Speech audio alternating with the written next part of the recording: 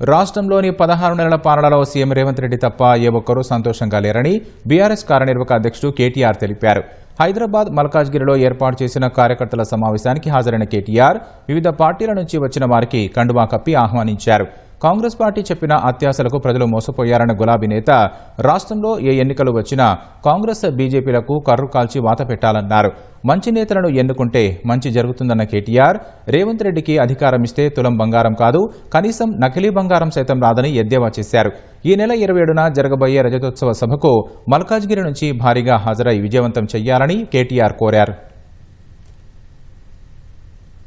గెలుచుకున్నా దురదృష్టవశాత్తు మరి జిల్లాలలో ఏదైతే వీళ్ళు అత్యాశ పెట్టినారో, కేసీఆర్ గారు ₹1,00,000 ఇస్తే నేను దాని మీదకి వెళ్ళి తులం బంగారం ఇస్తా అని, కేసీఆర్ 10,000 ఇస్తే నేను 15,000 ఇస్తానని, కేసీఆర్ 2,000 పెన్షన్ ఇస్తే నేను 4,000 పెన్షన్ ఇస్తానని ఏదైతే మాయ మాటలు చెప్పినారో ఆ మాయ మాటలకు ఇవాళ మోసం జరిగి ఇవాళ రాష్ట్రం మొత్తంలో అందరూ బాధపడతా ఉన్నారు.